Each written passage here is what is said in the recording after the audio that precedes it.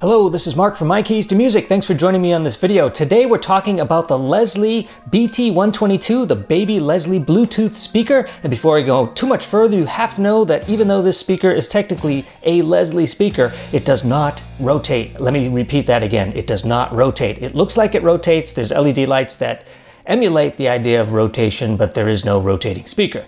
With that said, if you're still interested in this, it's a decent Bluetooth speaker. I open it up, I review it, I give you all the specifications, including the charge time, the run time, the range. Now this might also make a wonderful gift. It's a decent Bluetooth speaker, which I'll put the description down below, links. It's not something necessarily a musician uses. You wouldn't use this Leslie speaker to actually provide any kind of amplification or even monitoring. It doesn't connect to your Nord keyboard. It is 100% Bluetooth. So it is traditional in that way, traditional Bluetooth, meaning iOS device, a pad, a phone, anything that can connect to Bluetooth can power sound through it, but it is not meant to be any kind of professional musical instrument, even though it's made by a professional company, not Leslie, but Hammond Suzuki makes it and distributes it. All right, let's get started, and thanks for watching.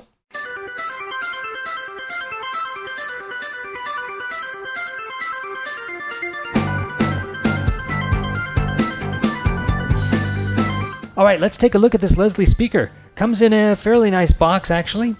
The dude on the front, I don't think is Don Leslie.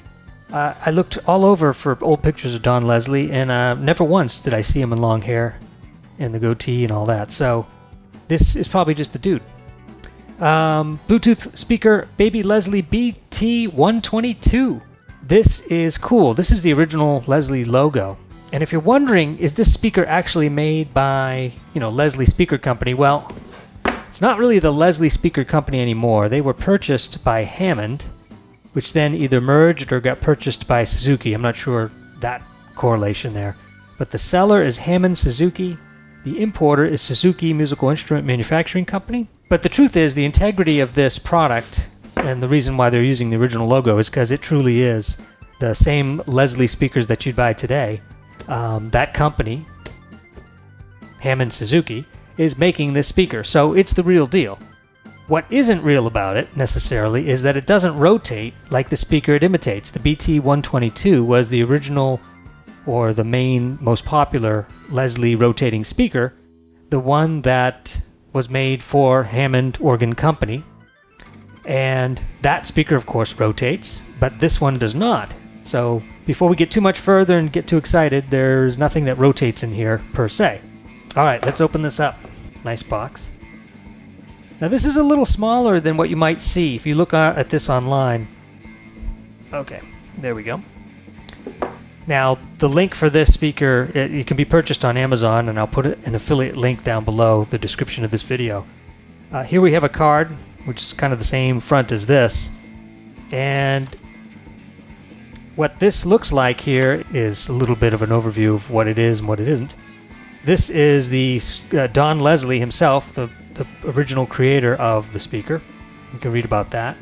They give you some history here and some of the notable things about the Leslie speaker and the talented musicians that use them and what made it famous, unique, charming, and so forth. Then you have here traditional instructions, but let me list some specifications. The distance is 10 meters, so that's 10 times 3, that's 30 feet, give or take. That's traditional Bluetooth range, so that's quite a bit. It does use Bluetooth 4.0. It uses the 2.4 gigahertz band on the transmission frequency.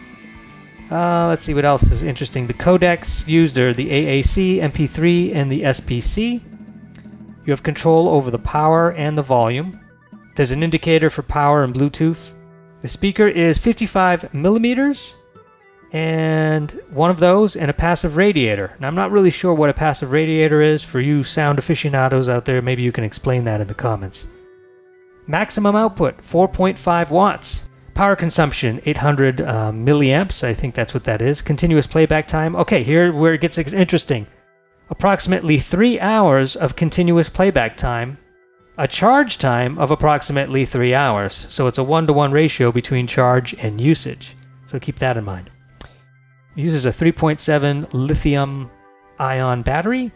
The material, and this is another one you may not find online, is rubber wood. I've never heard of rubber wood, but It, honest to God, it looks and feels like wood. You're going to see that here in a second. The dimensions, okay. You've got the width, and I assume these are all millimeters, width of 116 millimeters. The depth is 88 millimeters, and the height is 165 millimeters. The weight is 590 grams, and the accessories that it comes with is a USB charging cable for charging.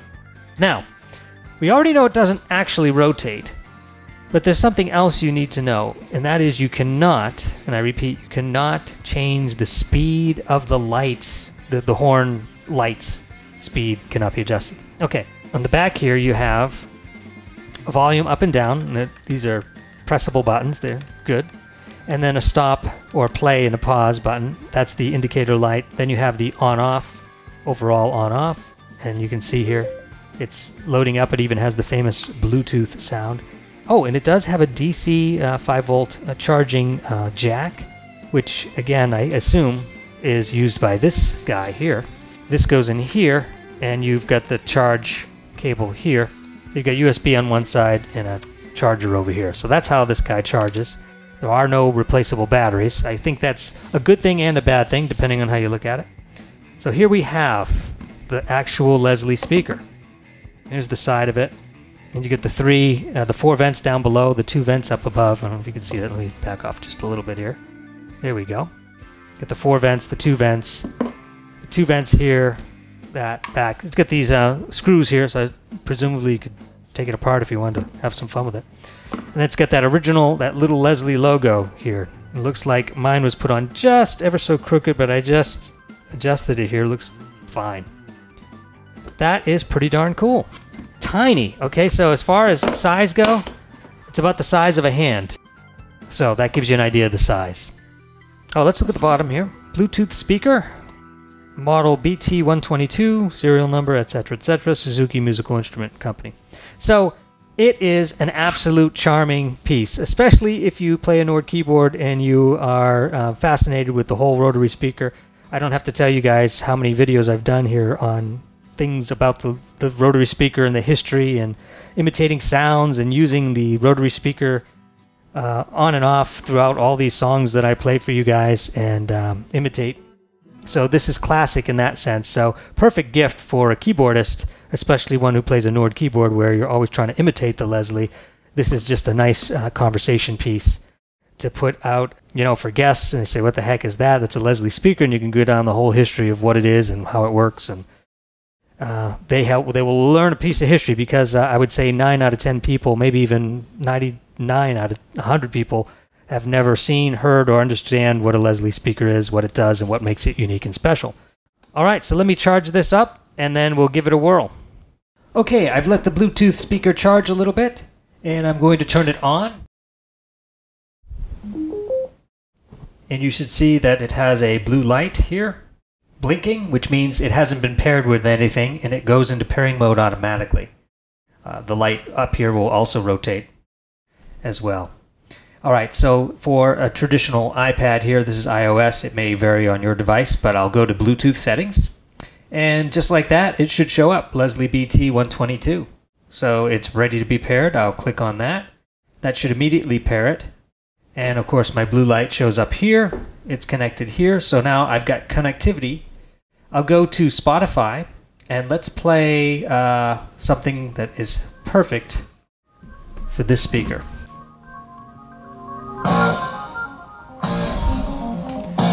Now out of the box, I noticed that it's missing some high end. It's quite flat. The bass is good, the mid is not bad, but the high end is completely missing.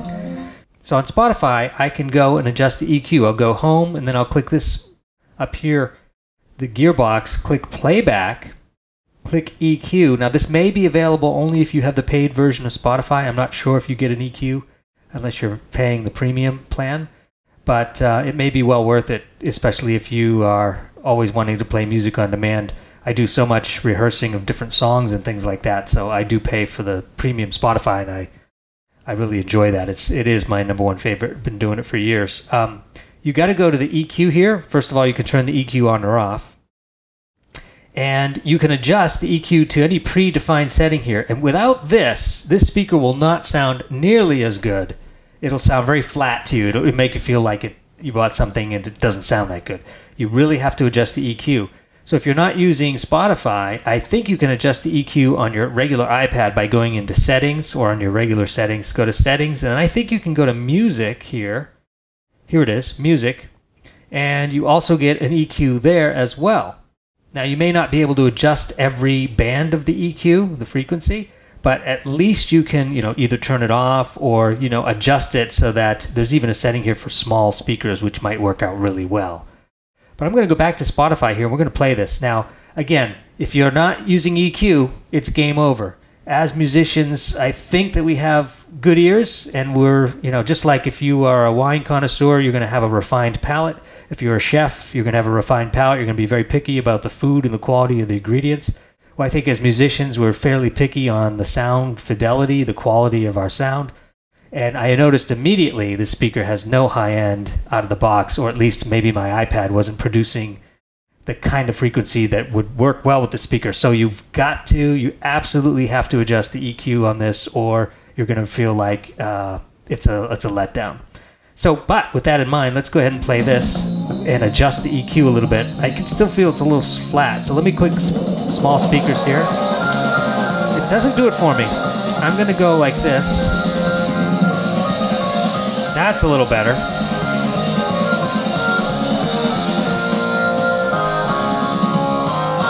Adjust the volume here. Let's crank it all the way. There we go.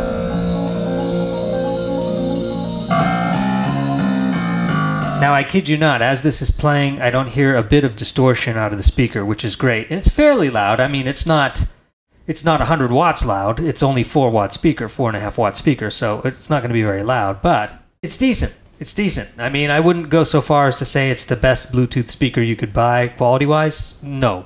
I'd say it's probably middle of the road as far as quality. Maybe a little higher than middle of the road, but I definitely think you need EQ if you're going to attempt to have good quality, or just a variety of frequencies for your needs. Okay, so with that in mind, we've paired it now. Now, on the back of this, I have the option of turning the volume up and down, and I can also start and stop the music with the button here, which is nice. So you can adjust the volume on the speaker or on the pad. In fact, this is a lot like any other Bluetooth speaker. This is basic functionality. Now, the other advantage here that I noticed is, notice how it's blue now. Now, this is not fully charged, but as I plug it in, it has it's still blue at this point, but I believe you can charge it and play it at the same time. So if you're doing all-day play, you can just leave it plugged in and you won't have to worry about running out of batteries or running out of power. Okay, so there's that. We'll leave that plugged in. Why not? And then let's play one more song here just to see what the fidelity is. That was Boston. That wasn't too bad. Let's see. Oh, this one's a good one. Let me snap in a little bit further. Let's see, maybe, here we go. Let's crank this one up. And then we'll go back to the EQ there. Unforgettable. Now this album sounds great. That's what you are. No matter what you play it on. Unforgettable. But I'll say it's pretty darn good out of this speaker. Okay, so maybe that's not the best song to represent a Leslie, but that's okay. The first one certainly was. Now let's go to Garageband, which also has the ability to play through a Bluetooth speaker.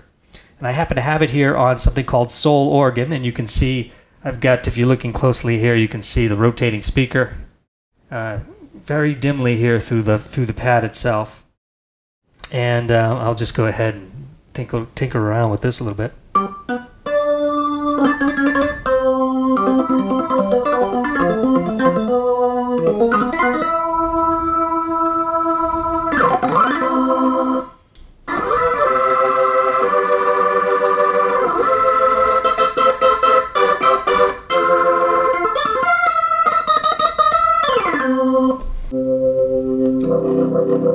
Okay, now there's some distortion. A little bit of distortion there. I think that's just, whenever you're playing a synth or any kind of, instrument through any kind of speaker, it's different than playing music through a speaker. Whenever you play an instrument, you're really exercising the full frequency spectrum, and a lot of times it's easy to distort. This is not necessarily something I would consider something you'd play an instrument through, ideally. But anyway, there it is. I think that that covers just about everything that can be covered on this. I think it's a fantastic thing. Talk about a novelty item. But also purposeful as a speaker. Now, you can't necessarily plug in your Nord keyboards into this speaker unless you can convert the audio signal to Bluetooth. And here again, you're going to get a little bit of a delay, just kind of like what you saw there on the playing through the Garageband. But, it's really not meant to be an amplifier for your Nord keyboard. But it's a great novelty item. It's something that you can put out and people will say, what the heck is that? What is a Leslie? Why is it blinking? And you can explain the whole story, so it becomes a great conversation piece.